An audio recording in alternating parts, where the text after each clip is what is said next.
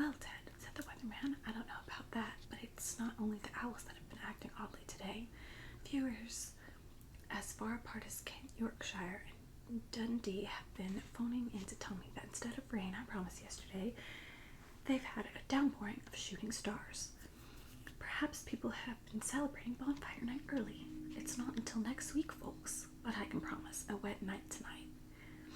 Mr. Dursley sat frozen in his armchair, shooting stars all over Britain, owls flying by daylight, mysterious people in cloaks all over the place, and a whisper about the Potters. Mrs. Dursley came into the living room carrying 2 cups of tea. It was no good. He'd have to say something to her. He cleared his throat nervously.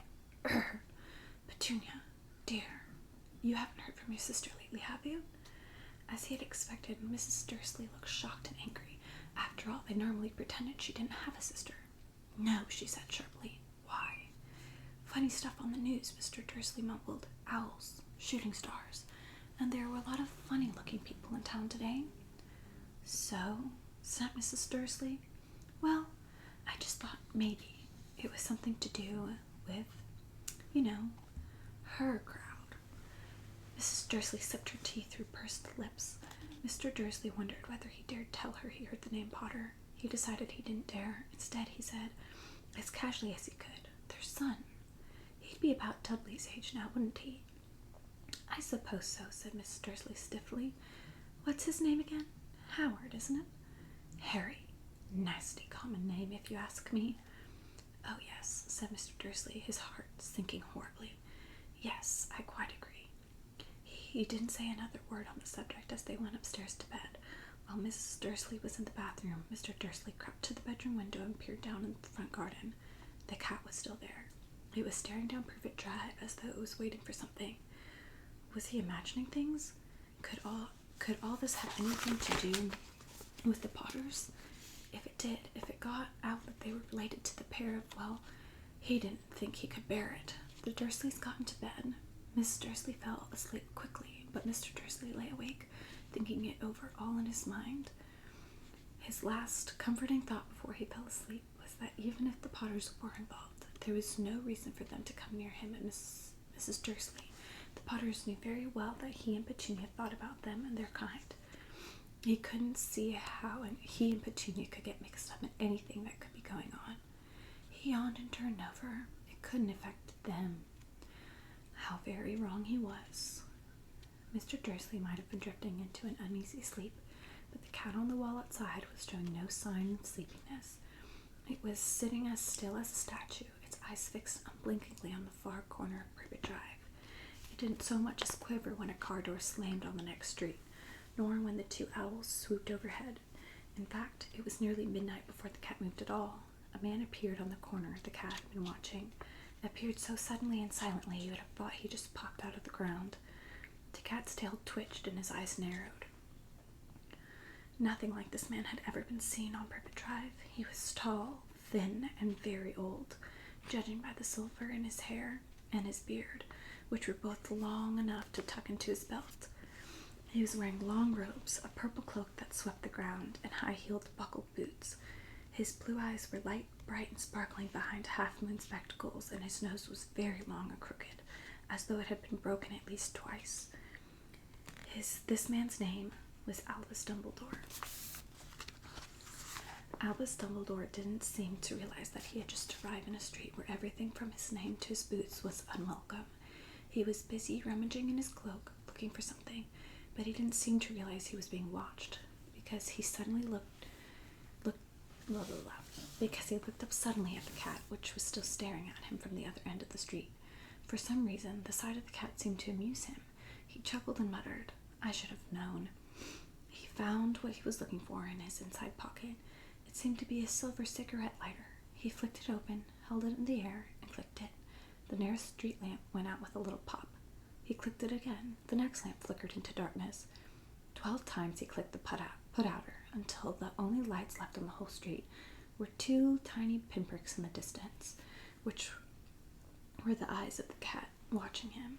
If anyone looked out of their window now, even beady-eyed Mr. Dursley, they wouldn't be able to see anything that was happening down on the pavement. Dumbledore slipped the put-outer back into his cloak and set off down the street towards number 4, where he sat down on the wall next to the cat. He didn't look at it, but after a moment he spoke to it. "Fancy seeing you here, Professor McGonagall." He turned to smile at the tabby, but it had gone. Instead, he was smiling at a rather severe-looking woman who was wearing square glasses exactly the shape of the markings the cat had around its eyes. She, too, was wearing a cloak, an emerald one. Her black hair was drawn tight into a bun. She looked distinctly ruffled. "How did you know it was me?" she asked. "My dear Professor, I've never seen a cat sit so stiffly." "You'd be stiff if you'd been sitting on a brick wall all day," said Professor McGonagall. "All day? When you could have been celebrating? I must have passed a dozen feasts and parties on my way here." Professor McGonagall sniffed angrily. "Oh, yes, everyone's celebrating all right," she said impatiently. "You'd think they'd be a bit more careful, but no. Even the Muggles have noticed something's going on. It was on their news." She jerked her head back to the Dursleys' dark living room window. "I heard it. Flocks of owls. Shooting stars. Well, they're not completely stupid. They were bound to notice something. Shooting stars down in Kent? I'll bet that was Daedalus Diggle. He never had much sense." "You can't blame them," said Dumbledore gently. "We've had precious little to celebrate for 11 years. "I know that," said Professor McGonagall irritably, "but that's no reason to lose our heads. People are being downright careless, out on the streets in broad daylight, not even dressed in Muggle clothes, swapping rumors." She threw a sharp sideways glance at Dumbledore here, as though hoping he was going to tell her something, but he didn't. So she went on. "A fine thing it would be if the very day you-know-who seems to have disappeared at last, the Muggles found out about us all. I suppose he really has gone, Dumbledore." "It certainly seems so," said Dumbledore. "We have much to be thankful for. Would you care for a lemon drop?" "A what?" "A lemon drop. They're a kind of Muggle sweet I'm rather fond of." "No, thank you," said Professor McGonagall coldly, as though she didn't think that was the moment for lemon drops. "As I say, even if you know who has gone, my dear Professor, surely a sensible person like yourself can call him by his name. All this you-know-who nonsense. For 11 years, I've been trying to persuade people to call him by his proper name, Voldemort." Professor McGonagall flinched, but Dumbledore, who was unsticking 2 lemon drops, seemed not to notice. "It all gets so confusing if we kept saying you-know-who. I have never seen any reason to be frightened of saying Voldemort's name." "I know you haven't," said Professor McGonagall, sounding half exasperated, half admiring. "But you're different. Everybody knows you're the only one you-know-who. All right, Voldemort was frightened of." "You flatter me," said Dumbledore calmly. "Voldemort had powers I will never have. Only because you're too, well, noble to use them. It's lucky it's dark. I haven't blushed so much since Madame Pomfrey told me she liked my new earmuffs." Professor McGonagall shot a sharp look at Dumbledore and said, "The owls are nothing next to the rumors that are flying around. You know what everyone's saying about why he's disappeared and what finally stopped him?" It seemed that Professor McGonagall had reached the point she was most anxious to discuss, the real reason she had been waiting on a cold, hard wall all day, for neither as a cat nor as a woman had she fixed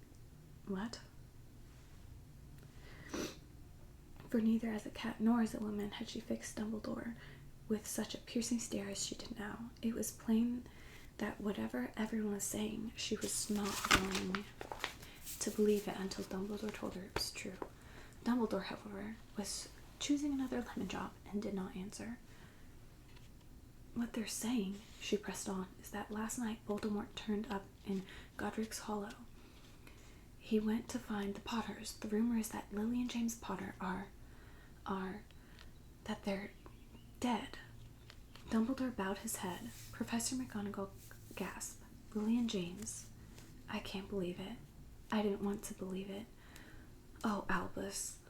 Dumbledore reached out and patted her on the shoulder. I know, he said heavily. Professor McGonagall's voice trembled as she went on. "That's not all. They're saying he tried to kill the Potter's son, Harry. But he couldn't. He couldn't kill that little boy. No one knows why or how, but they're saying that when he couldn't kill Harry Potter, Voldemort's power broke somehow, and that's why he's gone." Dumbledore nodded glumly. It's true? Faltered Professor McGonagall. After all, he's done? All the people he's killed? He couldn't kill a little boy? It's just astounding of all the things to stop him. But how in the name of heaven did Harry survive? We can only guess, said Dumbledore. We may never know. Professor McGonagall pulled out a lace handkerchief and dabbed her eyes beneath her spectacles. Dumbledore gave a great sniff as he took a golden watch from his pocket and examined it. It was a very odd watch. It had 12 hands, but no numbers. Instead, little planets were moving around the edge. It must have made sense to Dumbledore, though, because he put it back in his pocket and said, Hagrid's late. I suppose it was he who told you I'd be here, by the way. Yes, said Professor McGonagall, and I don't suppose you're going to tell me why you're here, of all places. I've come to bring Harry to his aunt and uncle. They're the only family he has left now. You can't mean the people who live here, cried Professor McGonagall, jumping to her feet and pointing at number 4. Dumbledore, you can't. I've been watching them all day. You couldn't find 2 people who are less like us. And they've got this son. I saw him kicking his mother all the way up the street, screaming for sweets. Harry Potter come and live here? It's the best place for him, said Dumbledore firmly. His aunt and uncle will be able to explain everything to him when he's older. I've written them a letter. A letter? Repeated Professor McGonagall faintly, sitting back down on the wall. Really, Dumbledore, you think you can explain all this in a letter? Those people will never understand him. He'll be famous, a legend. I wouldn't be surprised if today was known as Harry Potter Day in the future. There will be books written about Harry. Every child in the world will know his name. Exactly, said Dumbledore, looking very seriously over the top of his half-moon glasses. It would be enough to turn any boy's head, famous before he can walk and talk, famous for something he won't even remember. Can't you see how much better off he'll be growing up away from all that until he's ready to take it? Professor McGonagall opened her mouth, changed her mind, swallowed, and said, Yes. Yes, you're right, of course. But how is the boy getting here, Dumbledore? She eyed his cloak suddenly as though she thought he might be hiding Harry underneath it. Hagrid's bringing him. You think it wise to trust Hagrid with something as important as this? I would trust Hagrid with my life, said Dumbledore. I'm not saying his heart isn't in the right place, said Professor McGonagall grudgingly, but you can't pretend he's not careless. He does tend to... What was that? A low rumbling sound had broken the silence around them. It grew steadily louder as they looked up and down the street for some sign of a headlight. It swelled to a roar as they both looked up at the sky, and a huge motorcycle fell out of the air and landed on the road in front of them. If the motorcycle was huge, it was nothing to the man sitting astride it. He was almost twice as tall as a normal man and at least 5 times as wide. He looked simply too big to be allowed, and so wild. Long tangles of bushy black hair and beard hid most of his face. He had hands the size of trash can lids, and his feet in their leather boots were like baby dolphins. In his vast, muscular arms he was holding a bundle of blankets. Hagrid, said Dumbledore, sounding relieved. At last. And where did you get that motorcycle? Borrowed it, Professor Dumbledore, sir, said the giant, climbing carefully off the motorcycle as he spoke. Young Sirius Black lent it to me. I've got him, sir. No problems, were there? No, sir. The house was almost destroyed, but I got him out all right before the muggles started swarming around. He fell asleep as he was flying over Bristol. Dumbledore and Professor McGonagall bent forward over the bundle of blankets. Inside, just visible, was a baby boy, fast asleep. Under a tuft of jet black hair over his forehead, they could see a curiously shaped cut, like a bolt of lightning. Is that where... Professor McGonagall... Yes, said Dumbledore. He'll have that scar forever. Couldn't you do something about it, Dumbledore? Even if I could, I wouldn't. Scars can come in handy. I have one myself above my left knee. That is a perfect map of the London Underground. Well, give him here, Hagrid. We'd better get this over with. Dumbledore took Harry in his arms and turned toward the Dursleys' house. Could I say goodbye to him, sir? Asked Hagrid. He bent his great shaggy head over Harry and gave him what must have been a very scratchy, whiskery kiss. Then suddenly, Hagrid let out a howl like a wounded dog. Shh! Hissed Professor McGonagall. You'll wake the muggles. Sorry, sobbed Hagrid, taking out a large spotted handkerchief and burying his face in it. But can't stand it. Lily and James did, and poor little Harry off their lives with muggles. Yes, it's all very sad, but get a grip on yourself, Hagrid, or it will be found out.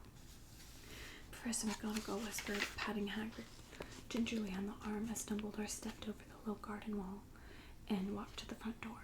He laid Harry gently on the doorstep, took a letter out of his cloak, tucked it inside Harry's blankets, and then came back to the other two. For a full minute, the three of them stood and looked at the little bundle.